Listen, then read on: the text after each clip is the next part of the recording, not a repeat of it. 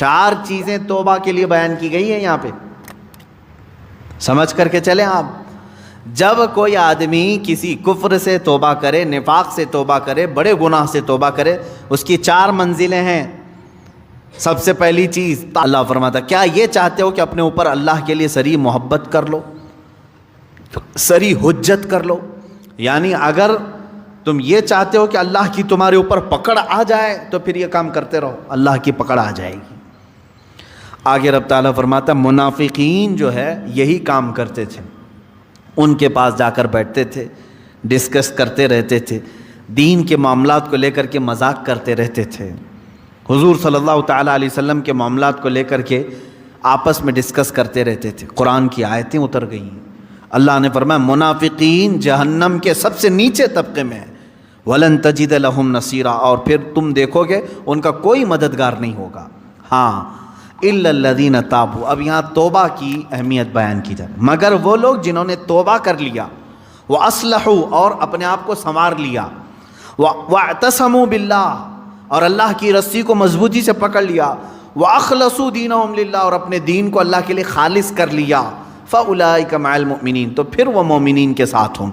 4 چیزیں توبہ کے لیے بیان کی گئی ہیں یہاں پہ، سمجھ کر کے چلیں آپ۔ جب کوئی آدمی کسی کفر سے توبہ کرے، نفاق سے توبہ کرے، بڑے گناہ سے توبہ کرے، اس کی 4 منزلیں ہیں۔ سب سے پہلی چیز تابو، توبہ کرے۔ توبہ گال پہ تھپڑ مارنے کا نام نہیں ہے، توبہ لفظ ہے رجوع کرنے کا۔ رجوع کا مطلب ہے جس کام کو کیا تھا اس سے اپنے آپ کو شرمندگی محسوس کرے کہ میں نے غلط کیا تھا اور چھوڑنے کا پکا ارادہ کر لیا، یہ توبہ ہے۔ کان پکڑنا، گلے گال کو تھپڑ مارنا یہ کوئی ضروری نہیں بھی کیا، تم نے سوئے سوئے دل میں ارادہ کر لیا اے اللہ مجھ سے غلطی ہو گئی، میں باز آتا ہوں، یہ توبہ ہو گئی، یہ تمہاری توبہ ہے۔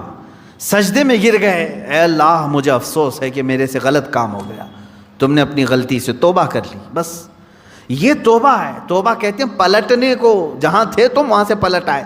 نمبر 1، توبہ کے بعد کیا کیا کرنا ہے؟ وہ اصلحو کا مطلب ہوتا ہے اپنے آپ کو پھر سنوارنا ہوگا تمہیں۔ مومنین کے ساتھ اگر بیٹھنا ہے تو سنوارنا ہوگا۔ اسی لیے اس آیت کے ذریعے سے مفسرین فرماتے ہیں کوئی اگر توبہ کرتا ہے کسی چیز سے، فوراً اس پر اعتبار مت کرو، 6 مہینے انتظار کر کے دیکھو کہ سنورا کہ نہیں سنورا، اپنے آپ کی اصلاح کیا کہ نہیں۔ میاں آج چھوٹی چیز تھپڑ مار لیا، توبہ توبہ توبہ توبہ، اور اس کے بعد پھر کل دیکھا تو پھر وہی ہے۔ کبھی کبھار جو سچی توبہ نہیں کرتا ہے وہ آدمی چند دنوں کے بعد پھر واپس اسی گناہ میں چلا جاتا ہے۔ شریعت نے کہا ہے کہ 6 مہینے اس کا انتظار کریں، 6 مہینے اس کا انتظار کریں، دیکھیں کہ اس نے اپنے آپ کی اصلاح کر لی یا نہیں۔ کچھ لوگ صرف شادی کے لیے توبہ کر لیتے ہیں، صرف شادی کے لیے ایمان لے آ رہے ہیں، یہ بھی معاملات ہے۔ تو یہاں پر بھی حکم ہے، ٹھیک ہے ایمان لائے، میں اس کا انکاری نہیں ہوں۔ کوئی لڑکی ایمان لے آئی، کوئی لڑکا ایمان لے آیا، اسلام میں داخل ہوئے ہیں، تو حکم تو یہ ہے کہ 6 ماہ اس کا انتظار کرو، دیکھو کہ حقیقت میں اس نے اپنے آپ کو سنوار لیا کہ نہیں۔ ارے ادھر صبح توبہ کیا، دوپہر میں نکاح کی محفل بیٹھ گئی، پھر شام میں پتہ چلا کہ ہو گیا، اب واپس چلو اپنے دھرم میں، یہ تو دھوکہ دینا ہوا۔ تو اصلاح کرنا اپنے آپ کی، یہ توبہ کی دوسری منزل ہے۔ تم ایمان والوں میں کب شامل کیے جاؤ گے؟ پہلے نمبر پر توبہ، دوسرے نمبر پر اپنی اصلاح۔ وہ یوں ہی سمجھ لیں زخم ہو گیا تھا، ہاتھ میں زخم ہو گیا تھا، پھوڑی ہو گئی تھی، پھٹ گیا، گئے ڈاکٹر کے پاس، کس کام کے لیے؟ علاج کے لیے۔ اب وہاں 2 چیزیں ہیں، 2 چیزیں، پہلے تو اس کو صاف کر کے وہ پٹی باندھے، پہلے تو صاف کر کے پٹی باندھے، اس کے بعد پھر دوائی بھی دے کہ جو کمزوری آئی ہے وہ دور ہو سکے۔ دونوں میں خالی ایک ہی کیا، خالی دوائی لے کر کے آیا، زخم کو نہ پوچھا نہ کچھ نہیں، تو زخم تو باقی رہا اور دوائی کھا رہے ہو۔ یا زخم کو تم نے سب پوچھ دیا لیکن دوائی کھائی نہیں، تو بھی چنگا ہونے میں، بھلا ہونے میں ٹائم لگتا ہے۔ اسی طرح سمجھ لیں کہ گناہوں سے توبہ کر لیا، پٹی باندھ لیا، اصلاح کرنے کے لیے نمازوں کی کثرت کرو، خیرات کی، یہ گولی کا کام کرے گی، تمہارے جسم کے اندر اصلاح پیدا ہو جائے گی۔ مثال کے طور پر اب دارالحرب ہے ہمارے ہاں، تو اسلامی نظام ہے نہیں، یہاں اگر جیسے بھیانک گناہ ہو جاتے ہیں تو کیا کرنا چاہیے اس میں؟ جیسے زنا ہو گیا کسی سے، اسلامی ریاست ہوتی تو اسے تو سنسار کرنے کا حکم ہے نا۔ غیر شادی شدہ ہو تو 100 کوڑے مارے جائیں گے، شادی شدہ ہو تو سنسار کیا جائے گا، یہ اسلامی سزا ہے۔ یا چوری کیا ہے تو ہاتھ کاٹا جائے گا، یہ معاملات ہیں۔ لیکن آپ دارالحرب میں ہیں، یعنی یہاں اسلامی نظام نہیں، آپ سے ایسا گناہ سرزد ہوا تو اب کیا ہے؟ اس کے لیے اسلام نے یہ نظام رکھا ہے کہ تم سب سے پہلی چیز توبہ کرو، توبہ کرو، اس بھیانک گناہ سے توبہ کرو۔ دوسرے نمبر پر اللہ نے فرمایا وَأَصْلَحُوا، اور اپنی اصلاح کرو۔ اصلاح کس بات پر؟ پہلے سے زیادہ نمازوں میں آؤ، نفل کی کثرت کرنے لگ جاؤ، خیرات کرو، صدقہ دو، محفلوں میں بیٹھو، تسبیح ہاتھ میں لے لو، کیونکہ جو ڈیمیج کیا تم نے اپنی روح کو، اس کو اتنا بینڈیج تو لگانا ہی پڑے گا، اس کی اصلاح تو ضروری ہے۔ تو جس سے گناہ سرزد ہوئے وہ اگر توبہ کرنا چاہتا ہے تو 2 چیزیں پہلے سمجھ لیں، ایک تو سچے دل سے توبہ کرنا، یعنی باز آنے کا ارادہ کر لینا، دوسری اس پر نیکیوں کی کثرت کرنا، تب جا کر کے وہ توبہ کا پھل تمہیں ملے گا۔ ہاں بعض جگہوں پر میں نے دیکھا ہے، دیہاتوں وغیرہ میں وہ لوگ کسی لڑکے اور لڑکی کے معاملے کو دیکھتے ہیں کہ یہ غیر شادی شدہ تھے اور چلے گئے اور ساتھ میں رات بتا کر کے آئے، تو ان کو پکڑ کر کے جماعت والے بٹھاتے ہیں۔ اسلامی سزا ہے نہیں، آپ دے نہیں سکتے۔ اور بعض دیہاتوں میں نے دیکھا ہے کہ جھاڑو لے کر کے اس کو مارتے ہیں، یا ٹاول کو لپیٹ کر کے اس کو مارتے ہیں۔ یہ مذاق کر رہے ہو اسلامی نظام کا؟ مذاق ہے اسلامی نظام کا؟ وہ تو حضرت ایوب علیہ السلام کی بیوی کے لیے اترا تھا قرآن پاک میں۔ حضرت ایوب علیہ السلام نے قسم کھا لی تھی اپنی بیوی کے بارے میں کہ وہ شیطان کے پاس گئی تھی، اگر میں صحیح ہو جاؤں تو تجھے 100 کوڑے ماروں گا۔ آپ صحیح ہو گئے، 100 کوڑے مارنے والے تھے، لیکن وہ بیوی بڑی نیک شعار تھی۔ اللہ نے حکم فرمایا جبرائیل امین کو، جاؤ ایک جھاڑو جس میں 100 کاڑیاں ہوں وہ ایوب کو دے دو اور کہو کہ ایک بار اس سے اپنی بیوی کو مارے، ان کی قسم پوری ہو جائے گی۔ یہ قرآن میں ہے۔ وہ ایوب علیہ السلام کی بیوی کے لیے یہ بات اتری تھی۔ تو میں نے کسی گاؤں کے متولی صاحب کے متعلق یہ سنا کہ وہ بھی 100 کاڑیوں کی جھاڑو لے کر کے اس لڑکے کو مارتے ہیں جو لڑکی کو بھگا لے جاتا ہے، اور کہتے ہیں 100 کوڑوں کے برابر ہو گیا۔ اور اگر 100 کوڑے مارو گے تو پھر اگلا دن آپ کے کوڑے پڑنے کا آ جائے گا، یہاں نہیں مار سکتے۔ یہاں صرف یہ ہے کہ سچی توبہ کی اسے تلقین کی جائے، رو رو کر کے تو توبہ کرے، اس کے بعد اپنی اصلاح کرے۔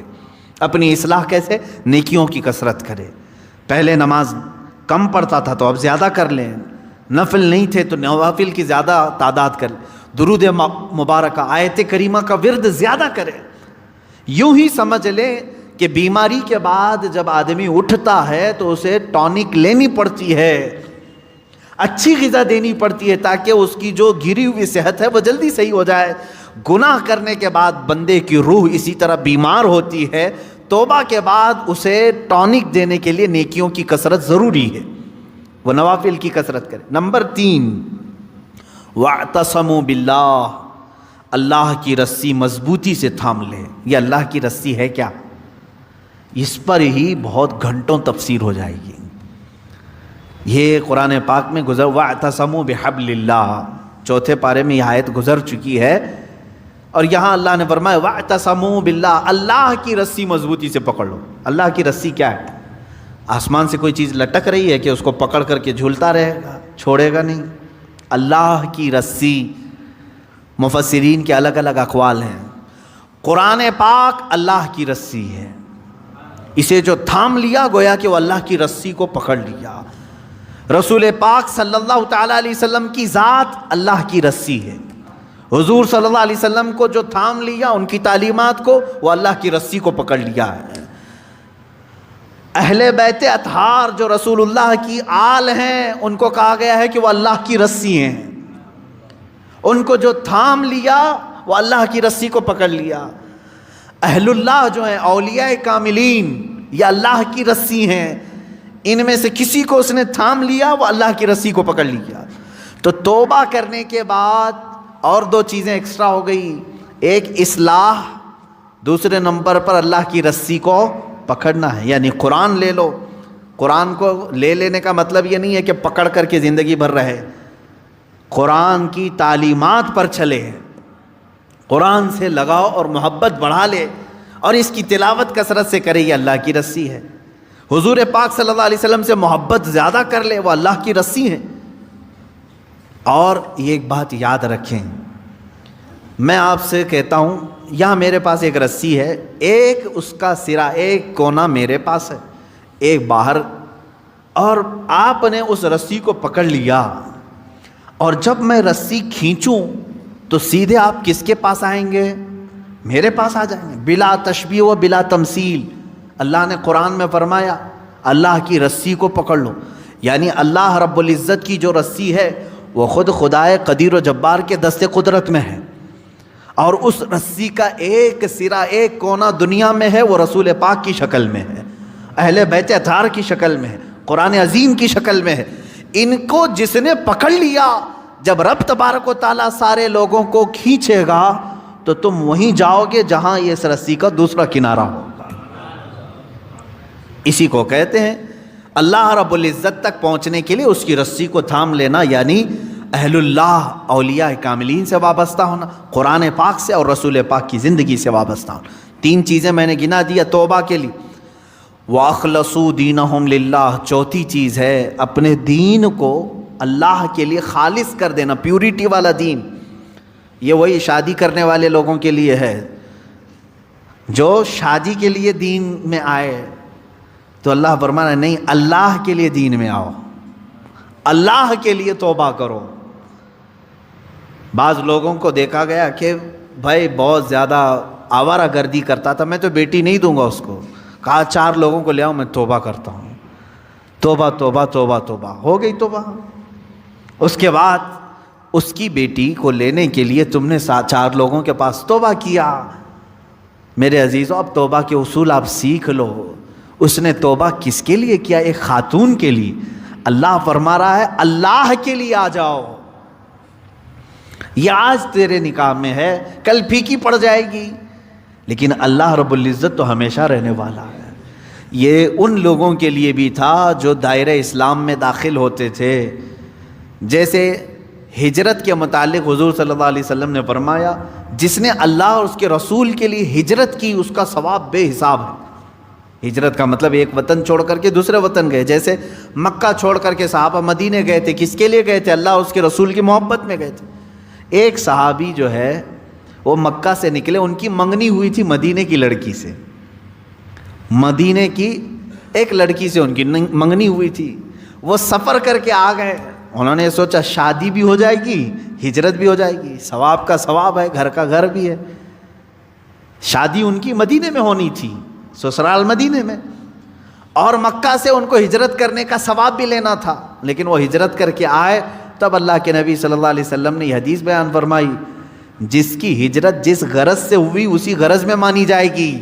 جو اللہ اور رسول کے لیے ہجرت کر کے آئے تھے اس کا ثواب بے حساب ہے، اور جو شادی کے لیے ہجرت کر کے آئے تھے تو یہ شادی کا ہی مانا جائے گا، یہ شادی کا۔ بعض لوگ ہجرت کر کے، مائگریٹ کر کے دوسری کنٹریز میں آج گئے ہوئے ہیں، وہ اپنی روزی روٹی کے لیے گئے ہوئے ہیں، اس ہجرت کا ثواب نہیں ہے۔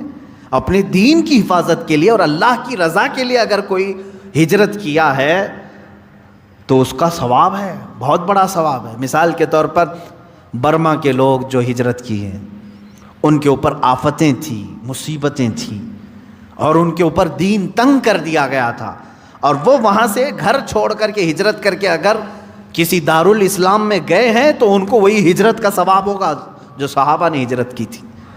یہ ثواب ہے کیونکہ وہ اپنے دین کی حفاظت کے لیے ہجرت کیے تھے۔ اس بات کو سمجھیں۔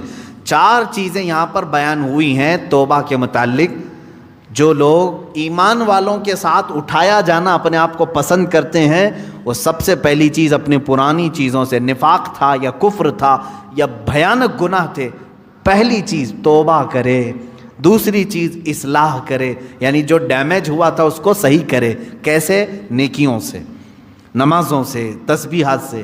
نمبر 3، اللہ کی رسی کو پکڑ لے۔ یہ نہیں کہ خالی تو مسجد میں بیٹھ گیا اور یہ سوچا مجھے کسی کی ضرورت نہیں، کسی پیر فقیر کی ضرورت نہیں، بولتے ہیں نا بعض لوگ میرا دین کامل ہے، کسی پیر اس طرح کے جملے لوگ اپنے ماڈرنزم کو بتانا چاہتے ہیں کہ ہم اہل اللہ کے قریب نہیں جانا چاہتے، اللہ والوں کی ہمیں کوئی حاجت نہیں، جبکہ قرآن کہہ رہا ہے کونوا مع الصادقین، تم اللہ کے سچے بندوں کے ساتھ رہو۔ اگر تمہاری ضرورت نہیں تھی تو اللہ نہیں فرماتا کہ ان بندوں کے ساتھ رہو، یہ اللہ کی رسی ہے، ان کی صحبت میں اپنا وقت گزارو، ان کی تعلیمات میں اپنا وقت گزارو۔ نمبر 4 ہے اپنے دین کو خالص کر لینا، پیورٹی، یعنی توبہ کیا ہے تو کسی دنیاوی غرض سے نہیں بلکہ اللہ کو راضی کرنے کے لیے۔ بزنس کے لیے اگر کوئی داڑھی رکھ لیا، اپنا دھندا چمکانے کے لیے اگر کوئی ٹوپی پہن لیا، تو نہ اس داڑھی کا اسے ثواب ہے، نہ اس ٹوپی کا اسے ثواب ہے، بلکہ وہ دھوکہ دڑی میں شامل ہے۔ ہاں، اللہ کو راضی کرنے کے لیے اور اپنے حبیب کو راضی کرنے کے لیے کیا ہے، اللہ اس کے کاروبار میں بھی برکت دے اور اس عمل کا بھی اسے ثواب عطا کرے۔ یہ 4 چیزیں